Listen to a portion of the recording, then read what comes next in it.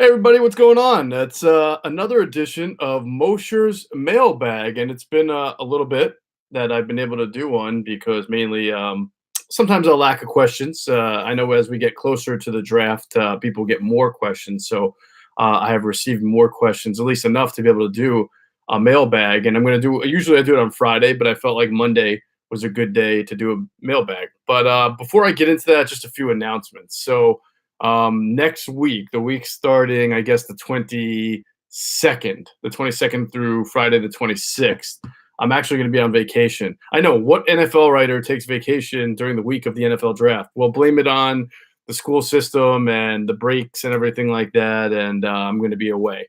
So I will not be writing that week. However, I have enlisted a friend of mine who covers the Eagles and the NFL. His name is Andrew DeChico. He's a young writer who's been covering the team for the Eagles Wire, USA Today, and also on his own. He has his own Patreon account, Andrew DeChico, DICECCO, if you want to check it out on Patreon. He's going to write that week for me. He's going to write Monday, Tuesday, Wednesday, and Thursday. And we four positions that we think the Eagles are pretty likely to draft in the first round. That's either defensive line, offensive line, safety, or running back. So each day, starting Monday, Tuesday, Wednesday, and Thursday, he's going to break down the position. So I believe Monday he's going to start with defensive linemen, and he's going to give you all the names of the top defensive linemen who could go in the first round. Then he's going to give you a section on the guys that are most likely to be there at 25 that also fit the Eagles scheme and preview that, and then also give you some information on some prospects that the Eagles might get at the defensive line position later in the second, third, fourth, fifth, sixth, or seventh rounds. And then on Tuesday, he'll do offensive line. Wednesday, I believe, safety. And Thursday, he'll do running back. And we'll have it up in the morning. It'll be on my Patreon page, so you guys will still be getting content. It just won't be written by me. It'll be written by Andrew, who does a phenomenal job of covering. He really specializes in draft prospects. He goes to pro days. He studies guys. I do a lot of work too, but Andrew really, hits the road and gets to know these guys and has done excellent work. So I think it's a good treat for my Patreon followers to be able to get a chance to read his work because he does an excellent job. So again, starting the 22nd of April that week, Andrew will be writing for the page Monday, Tuesday, Wednesday, Thursday, and I'll try to put something up Friday on whoever the Eagles draft in the first round. I'll get a few takes from scouts that I know on what they think, and we'll get it going. And after that, we'll roll into some post-draft coverage, and then also get into some Eagles OTAs. The training program started today, so a couple of guys have been meeting with the media, and I think Carson Wentz and Jason Kelsey. So pretty soon here, things are going to kick into full gear with the team, and it's going to feel like you get into the OTAs, and then you get into training camp, and man, it's crazy how fast the late spring and the summer go by, and then all of a sudden it's fall and it's football season again. So there's going to be a lot of great storylines to cover in the next few weeks and into the end of OTAs. Second real quick announcement. Today is Monday. I'm doing this Monday, Monday, April 15th. If you happen to be in the Philadelphia area or just feel like making a drive, I'll be doing a live show tonight in Mayfair, 6243 Frankfurt Ave, the Mayfair Theater. It's a new theater. I'm doing a show with Adam Kaplan.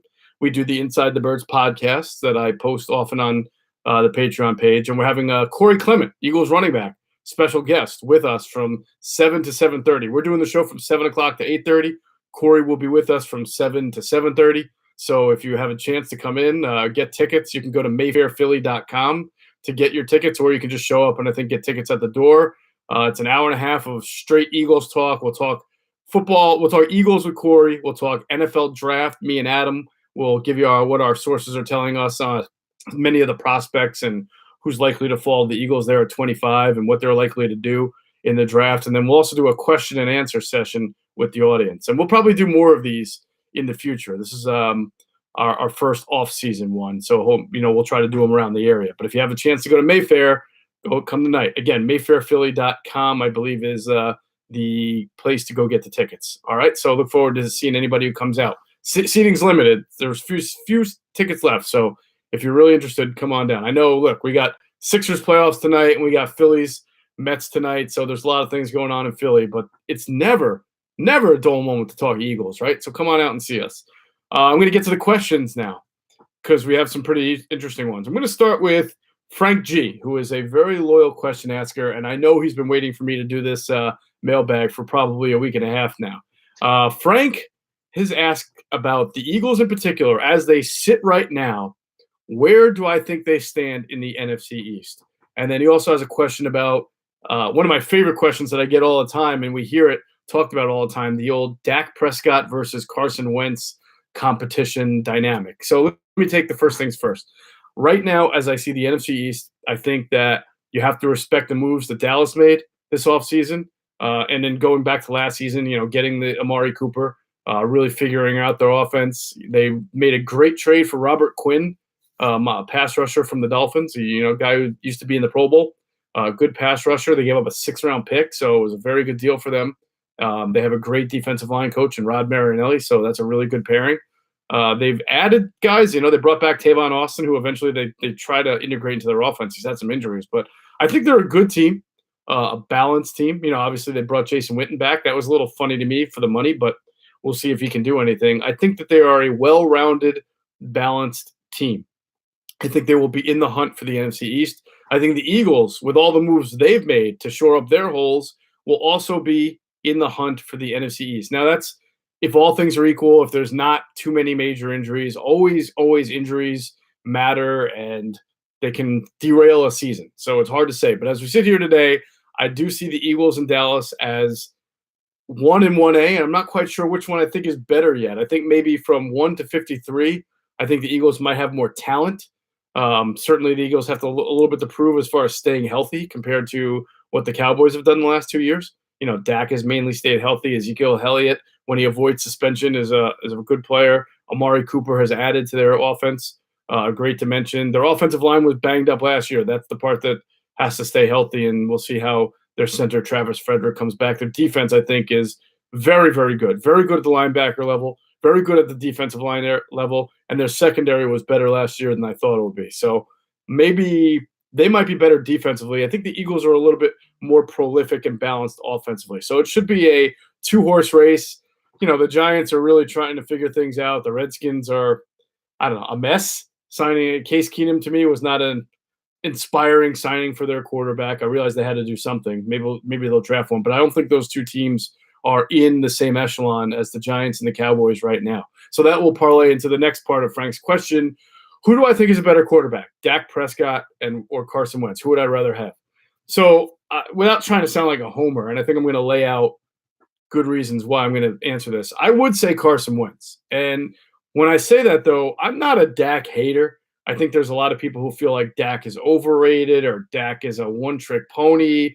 I honestly think Dak would be a way better quarterback if he was in an offense that catered more to his skill set. I mean, it seemed like it took Jason Garrett a while to actually use Dak's mobility as an advantage. I mean, he's always been able to run, but I'm specifically on read option or other plays where you're rolling your quarterback out. Put it this way, if Dak Prescott were running Andy Reid's offense, I think Dak's numbers would be even better than they have been. And they've been pretty good.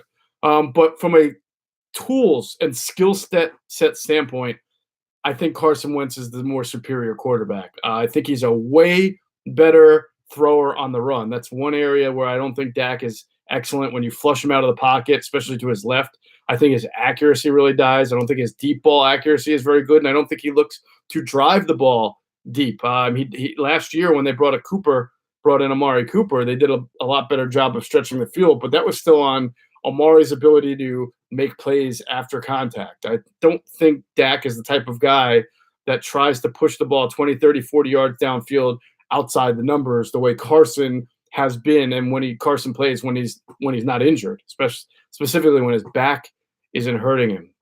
I think Carson has just as good mobility, but is even probably a better runner in the open field. And I just think he has a smoother understanding of the game by a little bit. So I think, Carson Wentz is the better overall quarterback. I don't think the Cowboys are in tough hands with Dak. I might put Carson at his best as probably top 5, top 10 quarterback. Dak at his best feels like top 10 to 15, if that's fair. So I would rather have Carson. You can win with both, in my estimation. All right.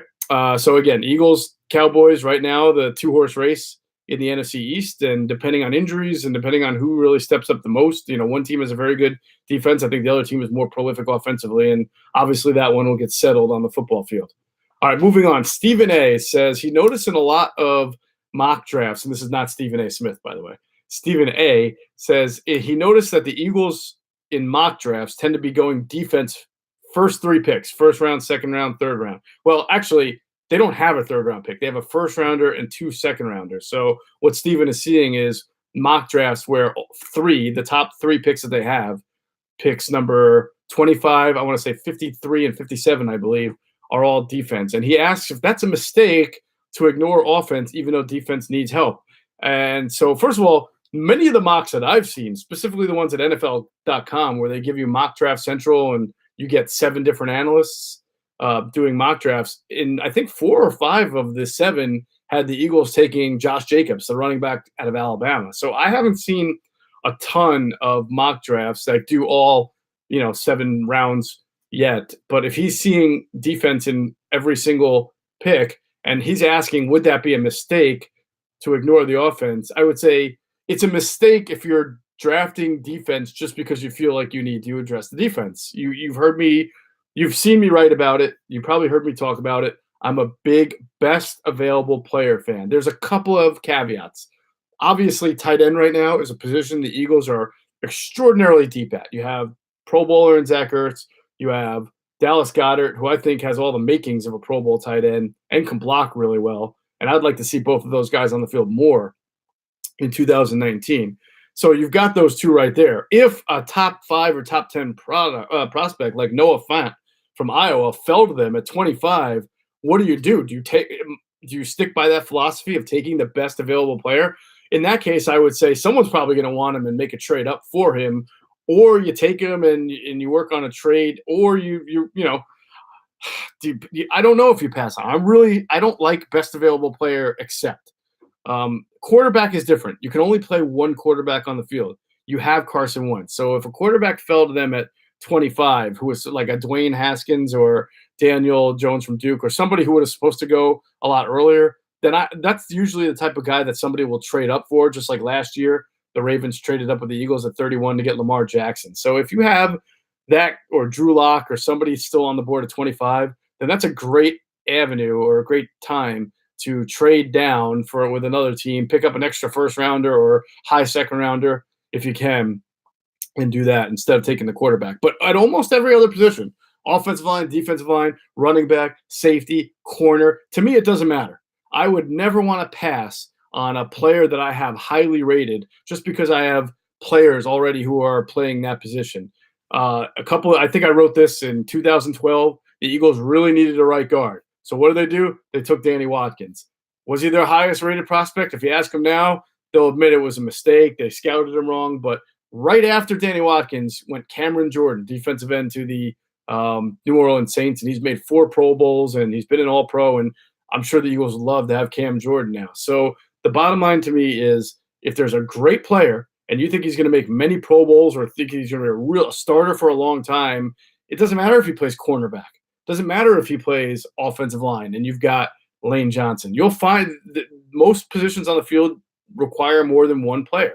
So to me, you just take the best available player. The interesting thing will be is if at 25, if Josh Jacobs is still on the board and how they value him compared to whoever else is left on the board. Would they take the running back at 25th overall? For people who say they would never take a running back in the first round, I will tell you that many years ago, when they took Derek Barnett, 2017, 14th overall, they really, really valued highly Christian McCaffrey. And if he happened to have fallen to 14, he'd probably be an Eagle today. So don't believe that they'll never take a running back in the first round. I just think that it's all about situation. It's all about how special. It's all about value. And it's all about who else is in that cluster of people. I tend to think that the Eagles will come out of the first round with either a defensive lineman or an offensive lineman because those are positions where they place a lot of value and they're likely to have someone who they rate very highly on the board along with maybe a running back or a safety. So to me, it's more likely they take a defensive lineman or an offensive lineman. But as I've written many times, do not be stunned if the situation comes out and they take a running back or a safety. I think it's possible. All right. So I hope I answered that question correctly. Kevin W. asks about Corey Clement, who's going to be on with me and Adam tonight in Mayfair, joining us. I shouldn't say on, he'll be joining us live. And he said he's seen reports that the knee is worse than reported and maybe his career is in jeopardy. I don't believe that that's the case. I know Adam Kaplan, my Inside the Birds podcast partner, has said it's actually not an ACL. It was an LCL repair, which is an easier recovery theoretically than having your ACL repaired. So we will talk to Corey about it tonight. But from everything I've been told, everything Adam's been told, what we've seen, and obviously we'll address it with Corey tonight. And I'll put the podcast up on Patreon when it's ready to be posted. But I don't think the knee is worse than we originally thought. Now, the whole running back situation is very murky right now. The Eagles right now have Jordan Howard. They have Corey Clement. They have Wendell Smallwood. They have Boston Scott and Donnell Pumphrey. That's 5 running backs, but there's no guarantee Smallwood's going to make the team, no guarantee Boston Scott, no guarantee Pumphrey. So you basically have Clement coming back from the injury. Oh, and Josh Adams. I'm sorry, Josh Adams. So Clement, Adams, and Jordan Howard, who are all those 3, those are your top 3, Smallwood top 4. None of them really known for catching the ball the way Darren Sproles has done for the team, and he hasn't re-signed yet. And none of them are really, I guess in pass pro, Jordan Howard is very good, but he doesn't catch the ball at all. So he's not going to be out there on those second and longs and third downs and passing situations. Even though he can protect the quarterback, that's great, but he can't catch the ball. And Doug likes 5 options on every play. So he's more likely to be in pass pro on first down play action than he is on second or third down. So they need a pass catching running back. Corey Clement was on his way, had a rough year last year, injury. I think he was a little bit in the doghouse. He's not a guarantee or a given. And you'll still see, and I wrote about it, the idea that the Eagles will look to trade for Duke Johnson. I think that depends on what they do in the draft and also what the price for Duke when they go into training camp, what running backs they're taking into training camp, and which ones are going to fit the offense the best for Doug Peterson. That's going to be a question that'll be answered down the road. But the draft will be very, very interesting to see what they do as far as addressing that position. Because as I've said and written many times, I really do believe the Eagles need a 3-down running back for their offense to be right. And they haven't had one for a while. I know they won a Super Bowl with a committee. Everybody likes to say, but. And I can just as easily say, but. They came back with a committee the following year, and it didn't work out. Guys didn't stay healthy. There is more than one way to skin a cat. And if they don't have a 3-down running back, they can assemble a committee that could work for them. But I just know, knowing Andy Reid, knowing Doug Peterson, knowing how they like to assemble an offense, I'm sure that they would love a 3-down running back that they can just kind of trot out there as much as possible and not have to change the offense around from back to back to back. All right, so that's going to do it for this edition of Mosher's Mailbag. Thanks for tuning in. Remember, please enjoy Andrew DeChico's work next week when he writes for us during draft week, and lock in on his stuff. He's really good. And I will be doing another mailbag after the draft, because I'm sure there will be a lot of questions. And remember, don't wait for me to send out the email. You can message me through Patreon anytime you have a question, and I'll build up the questions and do another mailbag and answer them. All right, everybody, have a good day.